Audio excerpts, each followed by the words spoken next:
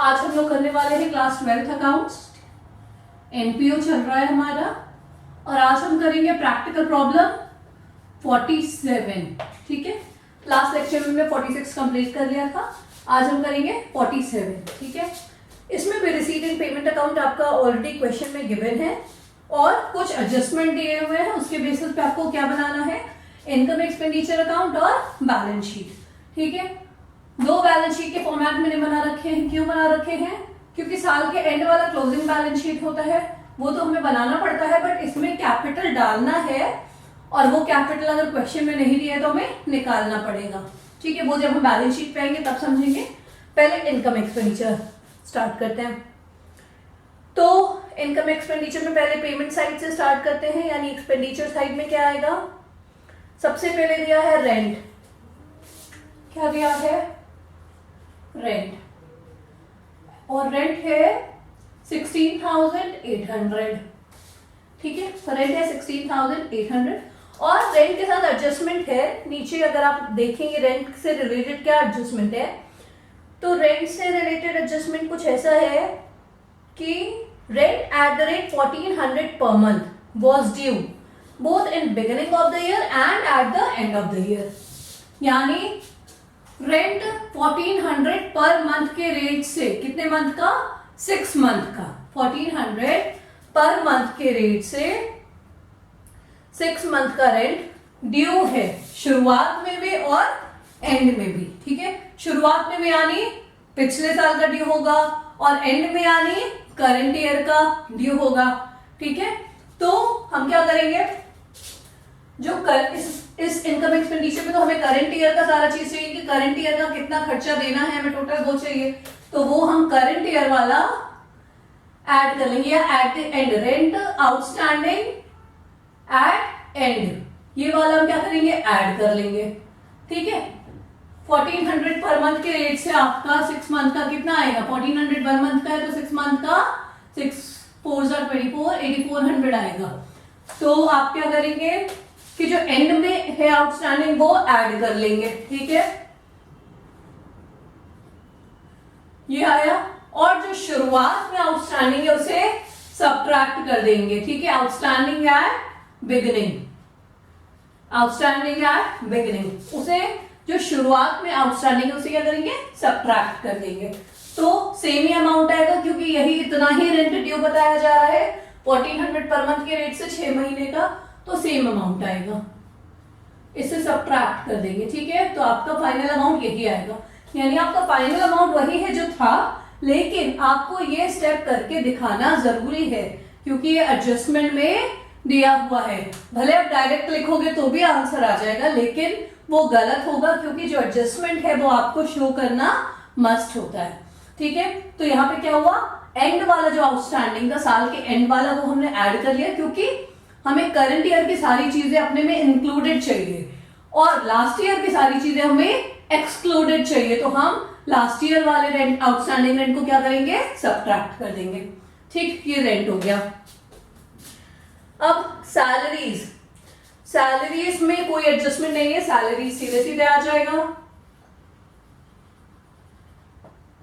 24,500 salaries है।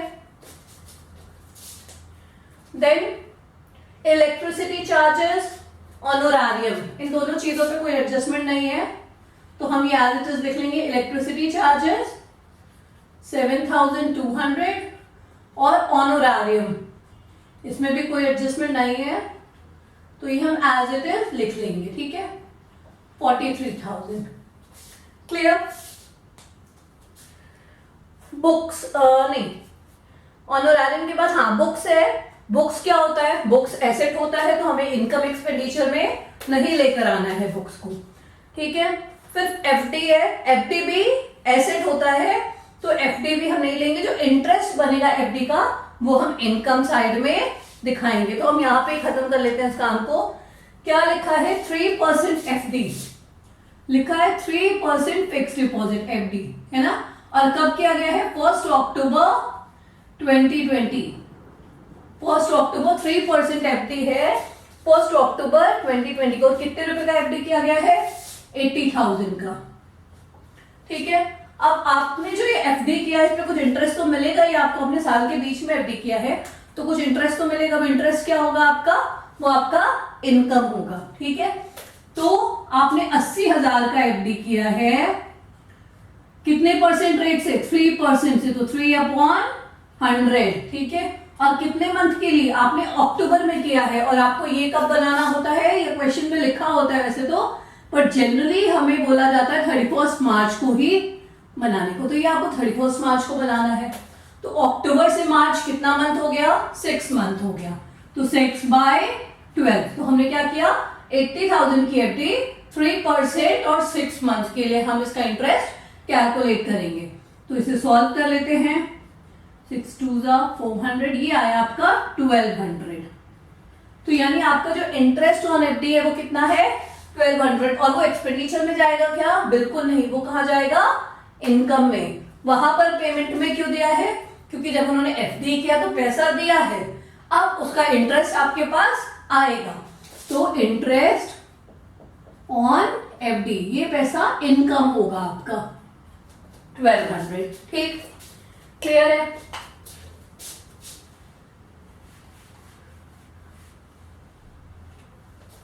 चलो next, उसके बाद कैश का बैलेंस है जो हम बैलेंस शीट में लेकर आएंगे, अभी नहीं लाना है। रिसीट साइड देखते हैं, रिसीट साइड में फिर से कैश का बैलेंस है वो बैलेंस शीट में आएगा। एंट्रेंस फी, एंट्रेंस फी आएगा डेफिनेटली इनकम साइड में, ठीक है। तो एंट्रेंस फी देख लेते हैं कितना है, बाय एंट्रेंस फी, ये कितना है 25,500, ये आ गया as it is entrance fee. फिर क्या है, सब्सक्रिप्शंस, सब्सक्रिप्शंस देखेंगे क्या है, सब्सक्रिप्शंस है 1,60,000, ठीक है, 1,60,000। अब सब्सक्रिप्शन में एडजस्टमेंट दिया हुआ है, हमें देखना है कहां पर क्या दिया है एडजस्टमेंट।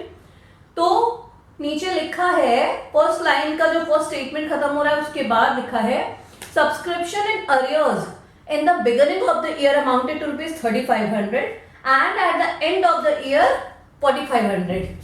यानी आपका जो अरियर सब्सक्रिप्शन था, मतलब जो भी मिला नहीं है, मिलना बाकी है, मिलना बाकी है, यानी जिसको हम आउटस्टैंडिंग भी बोलते हैं, तो वो subscription beginning of the year यानी लास्ट ईयर का जो सब्सक्रिप्शन है वो कितना है, लास्ट ईयर वाला आउटस्टैंडिंग या अरियर कह लो, लास्ट ईयर का अरियर कितना है 3,500, क्योंकि ये बिगिनिंग में है, बिगिनिंग में है मतलब ये लास्ट ईयर का है, ठीक। और एंड में जो अरियर है, एंड में जो अरियर है वो कितना है, वो 4,500 है, और अगर एंड में है तो मतलब ये करंट ईयर का है ना, साल खत्म होने में 31 मार्च के टाइम पे अगर कुछ आउटस्टैंडिंग है तो वो करंट ईयर का है, और अगर 1 अप्रैल जब शुरू हुआ ना साल तब कोई आउटस्टैंडिंग या अरियर है तो वो लास्ट ईयर का है। समझ आ गई बात। तो अब आपको क्या करना होगा, आपको ये सब्सक्रिप्शन आपके पास है, करंट ईयर वाला ऐड कर दोगे, ठीक है। आप इसको करंट ईयर लिख सकते हो, एट द एंड लिख सकते हो, एट द एंड लिख दो सेफ साइड, क्योंकि जो बुक में दिया है वही लिख देना चाहिए, eight the and, subscription eight the and. आप इसको क्या करोगे, ऐड कर दोगे, तो 4,500 ऐड हो गया, ठीक है, हाँ ऐड हो गया, ठीक, हाँ। और जो स्टार्टिंग वाला है लास्ट ईयर वाला है, बिगिनिंग में जो है उसे क्या करेंगे हम, सब्ट्रैक्ट कर देंगे। हमें करंट ईयर की चीजें चाहिए ना, तो जो इस साल से रिलेटेड है वो तो हम ऐड करते जाएंगे, जो पिछले साल से रिलेटेड है उससे हमें क्या काम है, उसे हम हटाते जाएंगे। तो बिगिनिंग वाला जो सब्सक्रिप्शन है उसे हम सब्ट्रैक्ट कर देंगे, ठीक है। अब ये कितना हो गया, 1,61,000। क्लियर हो गई बात। देन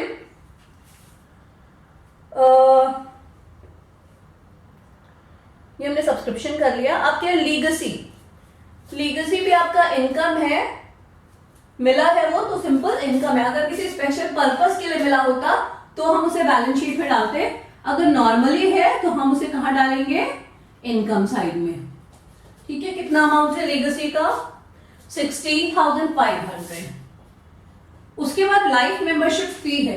लाइफ मेंबरशिप फी जो है वो जीवन में, मतलब पूरे, किसी ने क्या किया, लाइफ टाइम का मेंबरशिप ले लिया, एक बार में ही सारा पैसा दिया और मेंबरशिप ले लिया। तो ये क्या होता है, ये आप रेकरिंग नेचर का नहीं मानते हो, ये आप ऐसा नहीं मानते हो कि आप इनकम एक्सपेंडिचर में डालो, ये आप कैपिटल नेचर का मानते हो और आप बैलेंस शीट में डालते हो। ठीक है, तो लाइफ मेंबरशिप फी क्या होता है, बैलेंस शीट में जाता है। अगर किसी क्वेश्चन में ऐसा होगा कि उसे रेकरिंग नेचर का माना गया होगा, तो उस क्वेश्चन में साफ साफ लिखा होगा कि you have to treat LMF यानी life membership fee as a revenue nature. ठीक है, बट जनरली हम उसे कैपिटल नेचर का मानते हैं और बैलेंस शीट में ही डालते हैं। सरप्लस फ्रॉम एंटरटेनमेंट इवेंट्स, कुछ एंटरटेनमेंट इवेंट्स हुए थे, उसका सरप्लस है ये, मतलब उसका एक्स्ट्रा पैसा है, वो इनकम होगा। ठीक है, कुछ आपने इवेंट कराया, उसका जो एक्स्ट्रा पैसा बचा है वो क्या है, वो इनकम है। ठीक है, तो ये इनकम में आ जाएगा। आप लोग जब फॉर्मेट बनाया करो तो ये कॉलम थोड़ा बड़ा बनाया करो, मेरे पास पेज कम होता है, आप तो एक एक करके बनाते हो पेजेस में, ये कॉलम थोड़ा सा बड़ा, ताकि ये चीजें एक से दो लाइन में आ जाए। कितना ये 5600। ठीक है, अब हमने रिसीट एंड पेमेंट अकाउंट पूरा कवर कर लिया है। एक बार हम एडजस्टमेंट चेक कर लेते हैं कि कुछ रह तो नहीं रहा है। पहली लाइन में बुक्स और फर्नीचर के बारे में दिया है जो हमें बैलेंस शीट में डिस्कस करना है। सब्सक्रिप्शन हो गया है, रेंट हो गया है। Prepare income and expenditure account of the club for the year ended 31 March 2021 and its balance sheet as at that date after writing of 5,000 and 11,300 on furniture and books respectively। इसका मतलब ये है कि जब आप बैलेंस शीट बनाओ तो ये राइट ऑफ करना है फर्नीचर और बुक्स। राइट ऑफ का मतलब डेप्रिसिएशन चार्ज करना है। सिंपल है कि फर्नीचर पे 5,000 डेप्रिसिएशन लगेगा और बुक्स पे 11,300 का डेप्रिसिएशन। यहाँ आपको वो कैलकुलेट करने को नहीं बोला है, कैलकुलेट करके दिया है। तो डेप्रिसिएशन हम कहाँ दिखाते हैं, एक्सपेंडिचर साइड में दिखाते हैं। तो 2 डेप्रिसिएशन ऑन फर्नीचर 5,000 और 2 डेप्रिसिएशन ऑन बुक्स। ठीक है, 11,300। समझ आ गई बात? तो ये हमने सब कुछ डाल दिया है, कुछ भी रह नहीं गया है हमारा। We have covered everything. अब क्वेश्चन में अब आप इसका टोटल करोगे और सरप्लस निकालोगे। आप लोग निकालो सरप्लस कितना आ रहा है। इसका टोटल आएगा 2,09,800 और सरप्लस आएगा, मैंने निकाल रखा है, आप लोग भी निकाल लो। सरप्लस आएगा 56,500। ठीक है, चेक कर लेना इसको, कहीं पे कोई मिस्टेक नहीं है। तो ये आपका सरप्लस आएगा। डन। अब ये हमारा क्या हो गया, इनकम एक्सपेंडिचर अकाउंट प्रिपेयर हो गया। अब बोला गया है बैलेंस शीट बनाने को। बैलेंस शीट यानी मोस्टली तो हम ये चीज कब बनाएंगे, बैलेंस शीट 31 March 2021 को। तो हमें बैलेंस शीट एक्चुअल में कब बनानी होती है, हमें बैलेंस शीट बनानी होती है 31 March 2021 को। ठीक है, हमें तब बनानी है बैलेंस शीट। अब जब हम यहाँ पे बैलेंस शीट बनाने आएंगे और हम सबसे पहले सोचेंगे कि हम कैपिटल लिख दे, तो पता चला क्वेश्चन में कैपिटल नहीं दिया है। तो फिर हम क्या करेंगे, फिर हमें साल के शुरुआत में जाना पड़ेगा। कब, हमें साल के शुरुआत में जाके एक बार स्टार्टिंग का बैलेंस शीट बनाना पड़ेगा, यानी जो लास्ट ईयर का बैलेंस शीट होगा हमें वो बनाना पड़ेगा या देखना पड़ेगा। और हमें कैपिटल पता करना पड़ेगा कि कितना है। तो हम यहां पर 1 April 2020, समझ आ रही बात, 1 April 2020 का बैलेंस शीट बनाएंगे और यहां से हम सारी चीजें डाल के बैलेंसिंग फिगर में कैपिटल फाइंड आउट करेंगे, तब हमारा ये साल के अंत वाला बैलेंस शीट बन पाएगा। इसको हम लोग रफली ओपनिंग बैलेंस शीट भी बोलते हैं। क्या बोलते हैं, ओपनिंग बैलेंस शीट। ठीक है, इससे आपको कैपिटल पता चलता है और फिर आप क्लोजिंग बैलेंस शीट बना पाते हो। ठीक है, तो let's start with opening balance sheet first. अब ओपनिंग बैलेंस शीट के लिए आपको क्या ध्यान देना है कि इस डेट पे क्या क्या चीजें थी। इस डेट पे या फिर पिछले साल के एंड में क्या क्या चीजें थी वो ध्यान देना है, ठीक है। तो देखिए साफ साफ लिखा है नीचे एडजस्टमेंट में कि in the beginning of the year the club possess books of 2 lakh in the beginning of the year. तो बिगिनिंग में बुक्स थे कितने के? 2 लाख के थे। हम बिगिनिंग वाला ही डालेंगे सिर्फ यहां पर, हम और कोई नहीं डालेंगे। फर्नीचर था 85,000 का,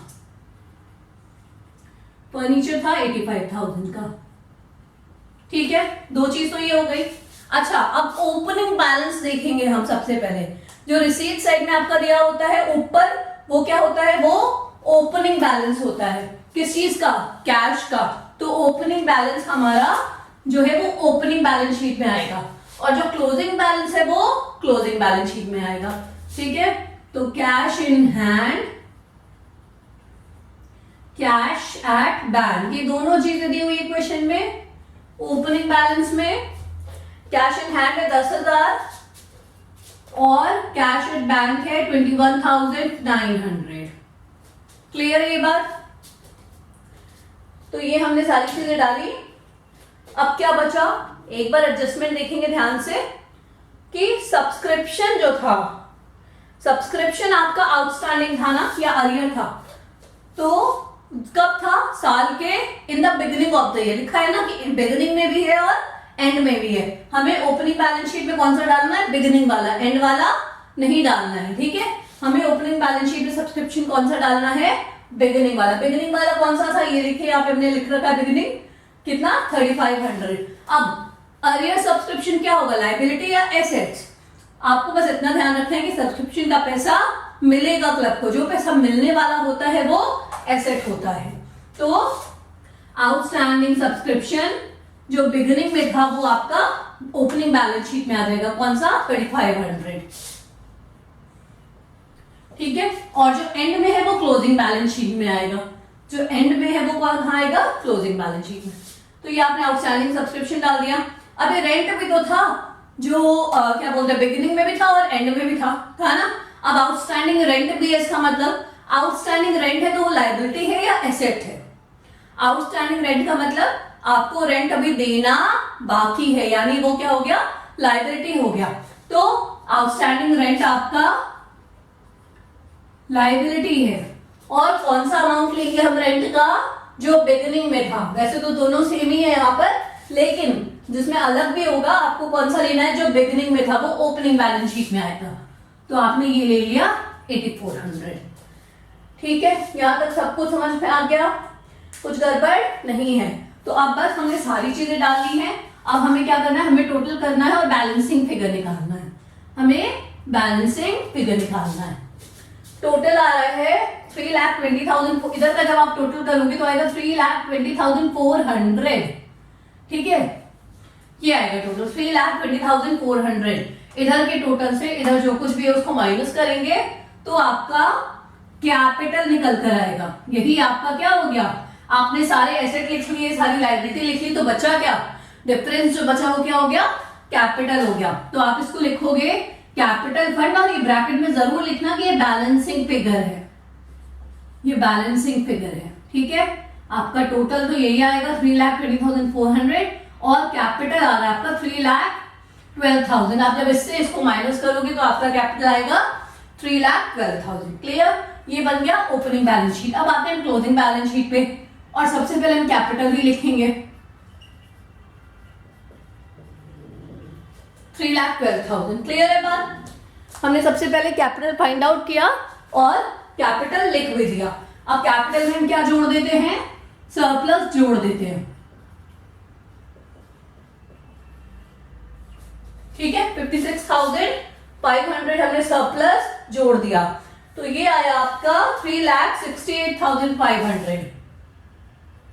3,68,500। क्लियर है? ये हमने अभी बेसिक काम कर लिया। अब और क्या क्या चीजें जाएंगी क्लोजिंग बैलेंस शीट में, तो देख लेते हैं।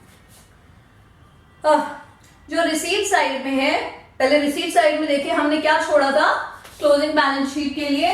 लाइफ मेंबरशिप फी छोड़ी थी, क्योंकि वो कहां जाता है? बैलेंस शीट में। और बैलेंस शीट के किस साइड में जाएगा? लायबिलिटी साइड में। क्यों? आपने पैसा ले लिया है, आपने लाइफ मेंबरशिप ले ली है, लेकिन आपको जब तक वो बंदा आएगा आपको उसको सर्विसेज देनी है, तो वो आपके लिए लायबिलिटी है। ठीक है, कोई भी एडवांस में पैसा लेना आपके लिए हमेशा लायबिलिटी हो जाएगी। तो लाइफ मेंबरशिप भी लायबिलिटी। ठीक, कितनी है ये? 25,000। अब फिर से हम एक बार सब्सक्रिप्शन और रेंट पे चलते हैं, और हमें कौन कौन से अमाउंट उठाने सब्सक्रिप्शन और रेंट के? एंड वाले। अब बिगिनिंग वाले से हमें कोई मतलब नहीं है, अब हमें एंड वाले से मतलब है। ठीक है, तो एंड में सब्सक्रिप्शन 4500 था। ठीक है, एंड में सब्सक्रिप्शन 4500 था, यानी ये पैसा भी मिलना बाकी है, तो ये क्या हो गया? एसेट होगा। ठीक है, आउटस्टैंडिंग सब्सक्रिप्शन एंड वाला, ये पैसा आपका अभी मिलना बाकी है। ठीक है, तो वो आपका एसेट होगा। क्लियर? और rent outstanding at the and, ये क्या है? आपको देना बाकी है। रेंट आपका क्या है? देना बाकी है, तो ये क्या है? आपके लिए लायबिलिटी है। कितना? सेम अमाउंट है 8400। ठीक है, हमने सब्सक्रिप्शन और रेंट का भी काम कर लिया। अब देख लेते हैं कुछ और चीज। पहली लाइन में लिखा है कि बुक्स थे कितने के? 2 लाख के। अब इन पे जरा ध्यान देना है। बुक्स एसेट होते हैं, पहली बार बुक्स 2 लाख के थे। ठीक है, फिर रिसीट एंड पेमेंट अकाउंट में भी कुछ बुक्स दिया हुआ है, यानी इस साल के बीच में कुछ बुक्स खरीदाई हैं, यानी प्लस न्यू परचेज लिख सकते हो आप, न्यू बुक्स लिख सकते हो। रिसीट एंड पेमेंट अकाउंट में भी बुक्स दिया है, कितने का? 21,300 का। तो यानी ये बुक क्या है? न्यू खरीदाई है, तो आपने ये बुक को ऐड कर लिया। कितना आ गया? 2,21,300। ठीक, माइनस क्या लिखा था? राइट ऑफ करना है बुक्स को, यानी डेप्रिसिएशन चार्ज करना है, तो डेप्रिसिएशन को माइनस कर देंगे। ठीक है, तो डेप्रिसिएशन माइनस हो जाएगा। समझ आया? ये सारा कैलकुलेशन हम करेंगे तो अमाउंट कितना आ रहा है? 2,10,000। कितना आ रहा है? 2,10,000। ठीक है, उसके बाद फिक्स डिपॉजिट है, एफडी जो दिया हुआ है। एफडी क्या होता है? एसेट होता है। आप रिसीट साइड और पेमेंट साइड से नहीं कंफ्यूज हो सकते कि पेमेंट साइड में है तो ये इधर ही जाएगा और ये इधर ही जाएगा। आपको लॉजिक भी लगाना है। एफडी क्या होता है? एफडी एसेट होता है। तो एफडी कितने का था पहले तो ये देखेंगे। 80,000 का एफडी था। ठीक है, 80,000 का एफडी था, और इस एफडी पे हमें इंटरेस्ट कितना मिला था? हमें इंटरेस्ट कितना मिला था? 1200। तो ये भी तो ऐड होगा इसमें, जो इंटरेस्ट मिला था, यानी 81,200। आई बात समझ में? 81,200। क्लियर हो गई बात? अब बचा फर्नीचर। फर्नीचर भी देख लेते हैं। फर्नीचर कितना था? 85,000 का था। इसमें कुछ न्यू परचेज नहीं हुआ है, और उसमें से हमें क्या माइनस करना है? डेप्रिसिएशन बोला गया है, माइनस करनी है। 5,000 का हम डेप्रिसिएशन माइनस करेंगे, तो फाइनल अमाउंट फर्नीचर का क्या आया? 80,000। यहां तक सब कुछ क्लियर है? कोई कंफ्यूजन नहीं है? अब हमें क्या करना है? मैं ये थोड़ा सा बस ये मिटा रही हूँ, है ना? मैंने बस टाइटल मिटाया और कुछ नहीं मिटाया। ओके, अब हमें क्लोजिंग कैश इन हैंड और कैश एट बैंक भी डालना है ना? जो क्लोजिंग बैलेंस है, कैश इन हैंड और cash at bank. Cash in hand asset होता है ये सब कुछ, है ना? कैश इन हैंड भी एसेट होता है, कैश एट बैंक भी एसेट होता है, तो ये आपका क्लोजिंग हो गया। कितना है? 2,000 और 24,200। 2,000, 24,200। ये क्या है आपका? कैश इन हैंड और कैश एट बैंक। ठीक है, ये हमने इधर का डाल दिया, और इधर अब हमारा कुछ भी नहीं बाकी है। हमने सारी चीजें लायबिलिटी में डाल दी, लायबिलिटी में कुछ भी बचा नहीं है। अब हो गया पूरा, एसेट भी और लायबिलिटी भी कंप्लीट हो गया। अब आप इसका टोटल चेक करो। टोटल आप चेक करो, मैंने कर रखा है। टोटल आएगा 4,01,900। ठीक है, तो ये आपका बन गया क्या? Closing balance sheet. यानी ये एक्चुअल में आपको बनाना था, ये तो सिर्फ इसलिए बनाया ताकि आप कैपिटल फाइंड आउट कर लो, लेकिन ये बना के दिखाना होगा। ये था आपका प्रैक्टिकल प्रॉब्लम 47।